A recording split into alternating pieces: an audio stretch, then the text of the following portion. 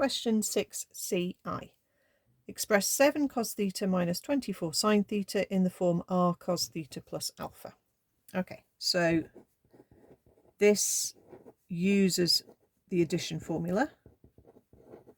So I'm just going to write out the formula for cos a plus b, but using thetas and alphas. So I get cos theta cos alpha plus, no, minus sine theta sine alpha. Okay, I'll just multiply out with the r as well.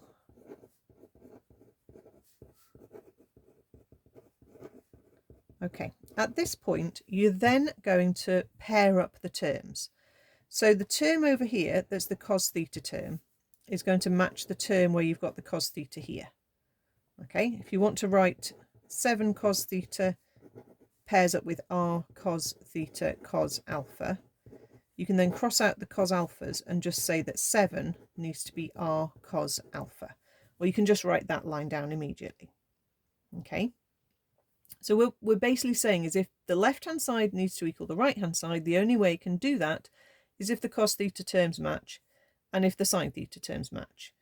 The r and the cos alpha are both numbers. They form the coefficient, and what we're saying is the coefficient has to be 7. So r times cos alpha has to make 7.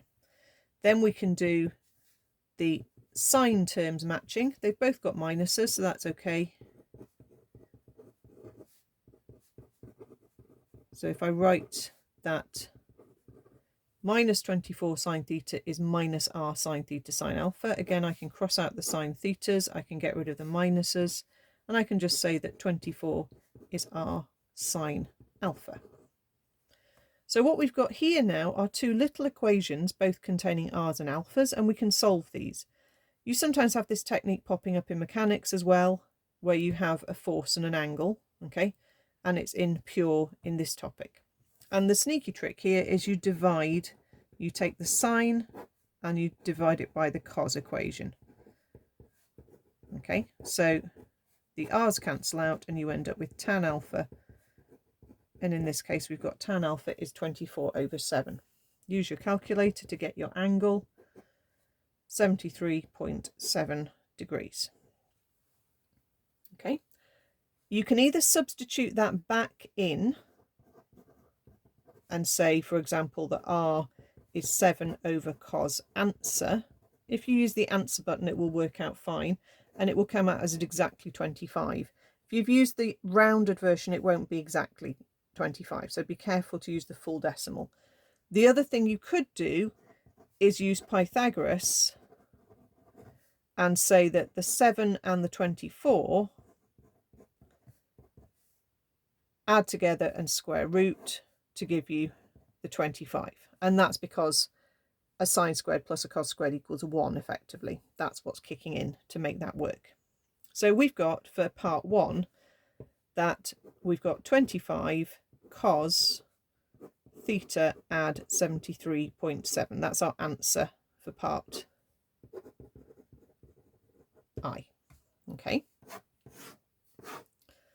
So for part 2, we then have to find all values of theta that satisfy this equation.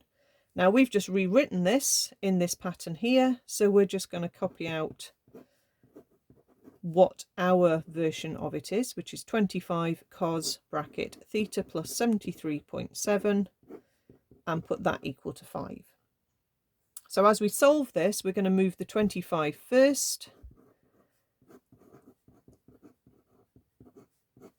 5 divided by 25, which is 1/5 or 0.2. We're then going to move the cos, so we end up with inverse cos of 5/25 or 0.2. So that's going to give us 78.46.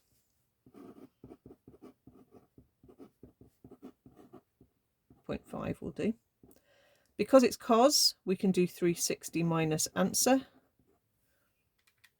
to get another solution, which is 281.5. and we can subtract the 73.7 from each of our solutions. 78.5 minus 73.7 comes out as 4.8, and 281.5 minus 73.7 comes out as 207.8. And you can check those answers by checking they work in this equation if you want to. If that had gone negative, as we'd done the subtraction, you would need to add 360 on to a solution to bring it back into range. Or if something, maybe you'd added something on as you moved it across and it had gone out of range too much, subtract 360 to bring it back into range. That can happen with these questions.